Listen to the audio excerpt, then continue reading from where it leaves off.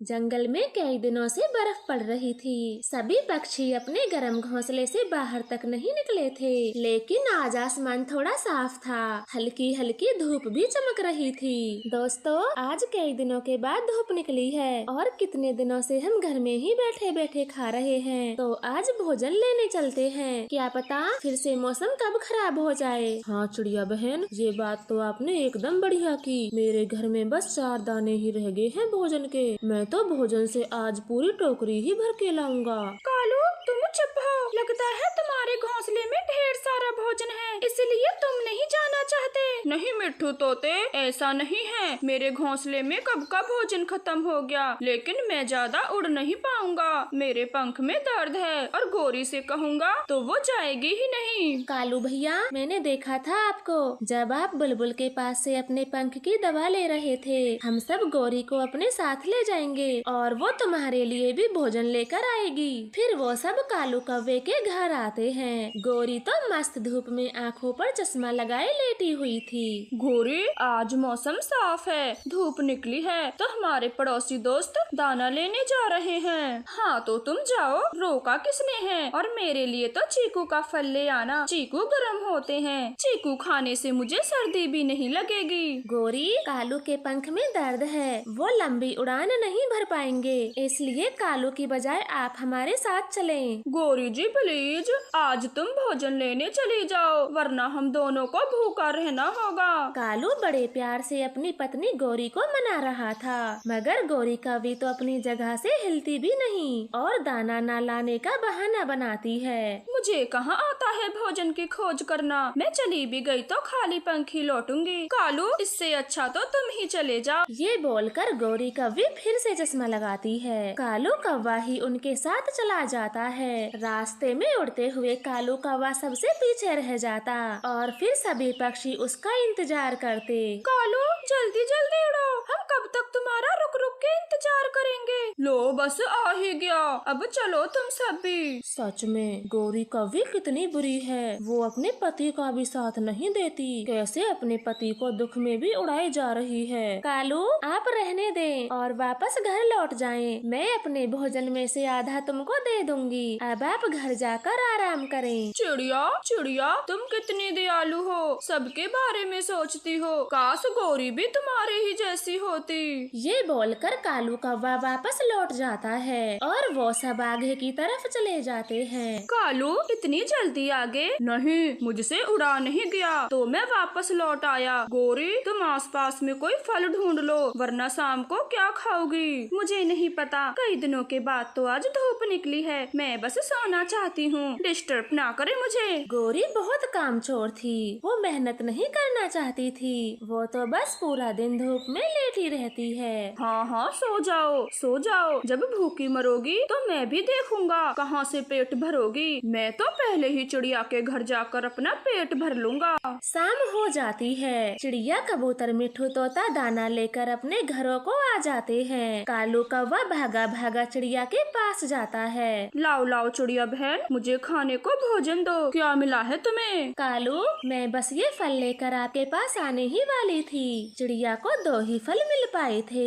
वो एक सेब कालू कौवे को दे देती है और कालू तो रास्ते में ही पूरा सेब खा जाता है। वाह वाह, चिड़िया का फल भी क्या फल है, खा के मजा ही आ गया। मेरा तो पूरा पेट ही भर गया इस एक फल में। ऐसे कालू कौवा वो फल खाकर घर आता है और अपने घोंसले में सो जाता है। रात हो जाती है, मगर गोरी कौवी तो नींद से जागी थी और उसे बहुत भूख लग रही थी। कालू तो आराम से सो रहा है, लगता है अपना पेट कहीं से भर लिया इस मनहूस ने। लेकिन मैं क्या करूं, क्या खाऊं? गोरी कौवी घर का कोना कोना छान मारती है, मगर उसे तो कुछ भी नहीं मिलता। इतनी देर मेहनत करने के बाद भी एक दाना तक न मिला। मैं भूखी हूँ, लंबी रात, ये लंबी रात कैसे बिताऊंगी? कुछ तो खाना ही होगा। मैं मिट्ठू तोते के पास जाती हूँ, क्या वो इतनी रात को दरवाजा खोलेगा भी या नहीं? ऐसे कहकर गोरी कौवी घर से से बाहर चली जाती है। बाहर कितनी ठंड है और ऊपर से बर्फबारी, मर गई मैं तो भूखी। मिट्ठू तोते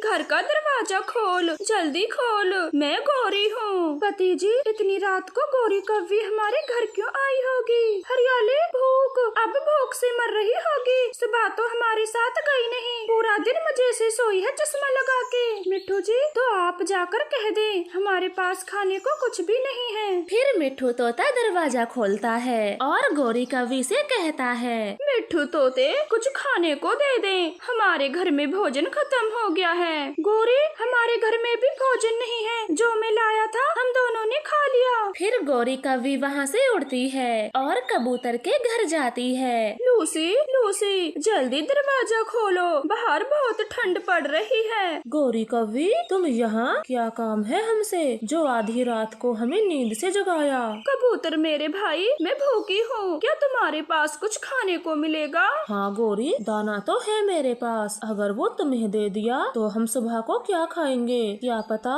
कल का मौसम बहुत खराब हो। ऐसे कहकर कबूतर दरवाजा बंद कर लेता है और गौरी कव्वी वहाँ से भी चली जाती है। उसकी भूख तो बढ़ती जा रही थी, ऊपर से ठंडी ठंडी हवाएं भी सता रही थी। सबके सब कैसे मजे से सोए हुए हैं और एक मैं हूँ इतनी ठंड में भूखी यहाँ वहाँ भटक रही हूँ। अच्छा ही होता अगर मैं सुबह सबके साथ जाकर भोजन ले आती। अब तो बस चिड़िया का ही घर बचा है, पता नहीं वो मुझे दाना देगी भी या नहीं। फिर गौरी कव्वी रानो चिड़िया का दरवाजा खटखटाती है। वो ठंड से साफ बोल भी नहीं पा रही थी, उसकी चोंच कांप रही थी।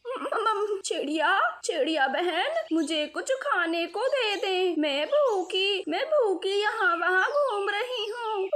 गौरी, पहले आप घर के अंदर आएं, आप कितना कांप रही हैं। ये बोलते हुए चिड़िया गौरी कव्वी को गरम कंबल में बिठाती है। गौरी, भोजन तो मेरे पास भी नहीं है, लेकिन मेरे पास कुछ सूखी लकड़ियाँ हैं, जिससे मैं आपके लिए गरम गरम सूप बना सकती हूँ। चिड़िया, चिड़िया, जल्दी करो, जल्दी बना दो वो सूप ही पिला दो मुझे। फिर चिड़िया अपनी रसोई में जाती है, वो लकड़ियों में आग लगाती है और गौरी कव्वी के लिए सूप बनाती है। गौरी तो गरम गरम सूप को ही पी जाती है। चिड़िया, चिड़िया, ये क्या था? मेरा तो पेट ही भर गया और अब ठंड भी कम लग रही है। गौरी, जब मेरे पास फल और सब्जी, गाजर, मूली, गोभी जमा हो जाते थे तो मैं उन्हें सुखा के उनका चूरन बना के रख लेती थी, और अब जब खाने को कुछ नहीं होता तो ऐसे ही गर्म पानी में उबाल कर पीती हूँ।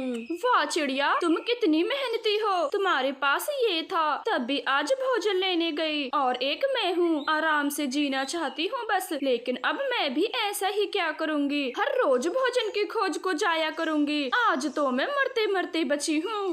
आज गौरी कव्वी के अंडे से बच्चे निकलने का समय पूरा हो चुका था, मगर वो तो जरा भी खुश नहीं थी। गौरी की बच्ची, मैं तुझे पहले ही बता रहा हूँ, मुझे बेटियाँ बिल्कुल भी पसंद नहीं, मुझे बेटे ही चाहिए। अगर इन अंडों से बेटियाँ हुई तो मैं तुझे अपने साथ नहीं रखूंगा। कालू जी, सब भगवान की मर्जी होगी, अब चाहे बेटी हो या बेटा, मैं कुछ नहीं कर सकती, मुझे बेटा ही चाहिए। और तुम कान खोल के सुन लो, अगर बेटियाँ हुई तो जान से मार दूंगा उन्हें। इतना कहकर कालू कौवा भोजन लेने चला जाता है। थोड़ी देर बाद 2 अंडों से बच्चे बाहर आते हैं। हे भगवान, ये क्या हो गया? दोनों अंडों से बेटियां हुई हैं। अगर कालू को पता चला तो वो इन्हें मार देगा। अब क्या करूं? मैं इनकी माँ हूँ, ऐसे तो नहीं मरने दूंगी। मैं अपनी बेटियों को कालू के आने से पहले पहले यहाँ से कहीं दूर छुपा आती हूँ। ऐसे सोचकर मम्मा कव्वी दोनों बेटियों को घोंसले से दूर ले जाती है। मेरी बच्चियों,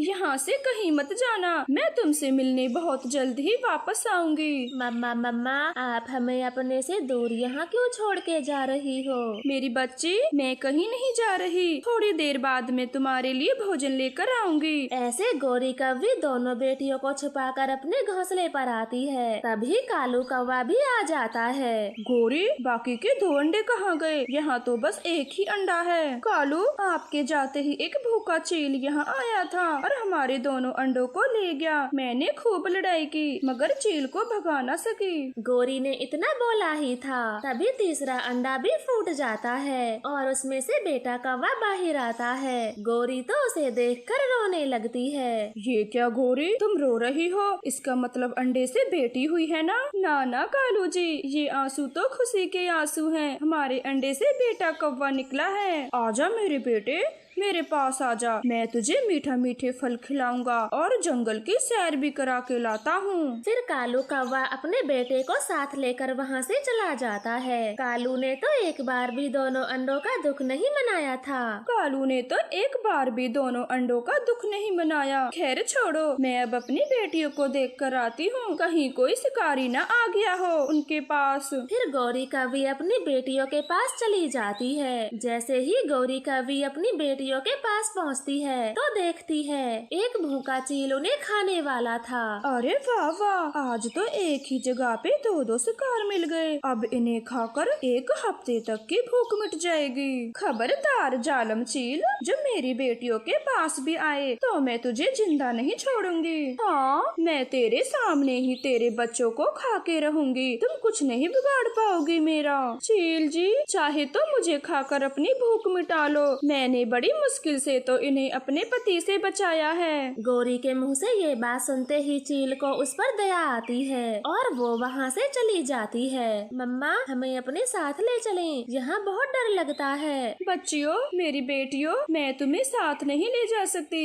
वहाँ तुम्हारा पिता तुमको मार डालेगा और तुम तो मेरी बहादुर बेटियाँ हो। बस कुछ दिनों की बात है, फिर मैं तुम्हें आकर ले जाऊंगी। ऐसे गौरी कौवी अपनी बेटियों को समझाकर वापस से घोंसले में आती है। वो कालू से छुप कर अक्सर अपनी बेटियों से मिलने जाया करती। ऐसे ही समय गुजरता गया। गौरी अचानक से बीमार पड़ जाती है। उसे कुछ ठीक सा नहीं लग रहा था।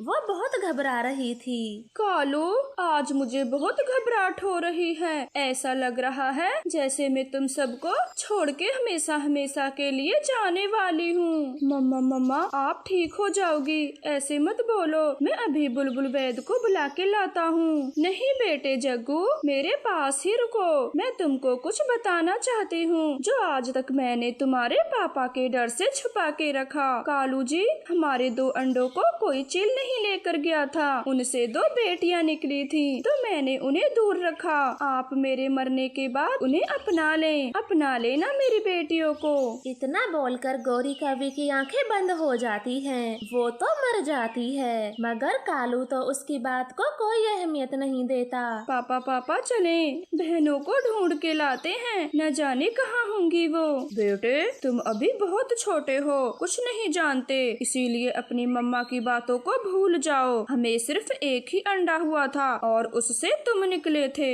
ऐसे बोलकर कालू ना तो खुद कहीं जाता है और ना ही अपने बेटे को जाने देता है। यहाँ तक कि वो तो दूसरी शादी भी करना चाहता था। चाचा कबूतर, मेरी पत्नी गौरी मर गई। घर में एक छोटा कौवा बच्चा है, उसकी देखरेख के लिए मैं दूसरी शादी करना चाहता हूँ। आपकी नजर में कोई कौवी हो तो बताएं। हाँ कालू बेटे, मेरी पड़ोस में अभी एक कौवी ने घोंसला बनाया है। मैं उससे तुम्हारी शादी की बात करूँगा। फिर थोड़े समय बाद चाचा कबूतर दोनों की शादी करा देता है। बेटे जग्गू, अब से यही तुम्हारी मम्मा है, ये भी हमारे साथ घोंसले में रहेंगी। जग्गू कौवा तो चुप रहता है और वहाँ से चला जाता है। वो अपने पापा से छुप कर अपनी बहनों को ढूंढा करता। मेरी बहनों, कहाँ हो तुम? मैं हर रोज आपको ढूंढता हूँ, जल्दी से मुझे मिल जाओ। मैं बहुत अकेला हूँ आपके बिना, घर में भी मन नहीं लगता मेरा। पिंकी, माँ को कितने दिन हो गए हमसे मिले, अब तो वो एक बार भी नहीं आती। कहीं मम्मा ने भी हमें अकेला तो नहीं छोड़ दिया। इस तरह से दोनों बहनें दिन रात घोंसले में अपनी मम्मा के आने का इंतजार कर रही थीं, मगर उन्हें कहाँ पता था कि मम्मा अब उनसे मिलने कभी नहीं आएंगी। एक दिन जालमबाज वहाँ से गुजरता है और दोनों बच्चियों को घोंसले में अकेला देखकर उनके पास आता है। चलो छोटे बच्चों, अब मेरे पेट में जाने के लिए तैयार हो जाओ। तुमको तो मैं अपनी गुफा में ले जाकर खाऊंगा, वो भी आराम से। पिंकी, अब तो हमारी माँ भी नहीं है यहाँ जो हमें इस दुष्ट से बचा लेंगी। चिंकी, वो देख, पीछे हमारी माँ आ रही है, हमें बचाने बचाने के लिए। अब इस बाज की तो खैर नहीं। बाज जैसे ही पीछे मुड़कर देखता है तो पिंकी चिंकी को लेकर वहाँ से भाग जाती है। अरे अरे, मुझसे बचकर कहाँ भागी जा रही हैं? मैं मिनटों में तुम्हें पकड़ लूंगा। फिर बाज भी दोनों बहनों के पीछे पीछे जाता है। वो बड़ी मुश्किल से बाज से नजरें बचाकर पत्तों में छिप जाती हैं। पिंकी, वो बाज हमें यहाँ भी ढूंढ लेगा और खा जाएगा, वो नहीं छोड़ेगा हमें। माँ, कहाँ हो तुम? हमें आकर बचा ले इस जालिम बाज से। ये दोनों बच्चे यही छुपे हैं, मैं भी इन्हें खाकर ही रहूंगा। ऐसे वो बाज भी उस पेड़ से कहीं नहीं जाता। जग्गू कौवा वहाँ से गुजर रहा था, तभी उसकी नजर पत्तों में छिपी उन दोनों बहनों पर चली जाती है। आप दोनों ऐसे क्यों छुपे हो यहाँ? धीरे बोलो, वरना वो बाज हमें ढूंढ लेगा और खा जाएगा। बड़ी मुश्किल से तो जान बचाकर यहाँ छुपे हैं। जग्गू कौवा बहुत बहादुर था। वो बाज का सामना करके उसे वहाँ से भगा देता है। अब वो बाज भाग गया है, तुम अपने माता पिता के पास जा सकती हो। हम कहाँ जाएं? हमें अपने घर का कुछ मालूम नहीं है। माँ भी बस हमसे मिलने आया करती थी और अब तो वो भी काफी दिनों से हमारे पास नहीं आई। जग्गू कौवा समझ जाता है कि वो ही उसकी बहनें थी। वो उन्हें गले से लगा लेता है और अपने साथ घर लाता है। प्यारे दोस्तों, इस कहानी से हमें यह सीख मिलती है, किसी को इतना भी मजबूर ना करें कि उसे डर के मारे अपने बच्चों को ही दूर छोड़ना पड़े। आपका धन्यवाद।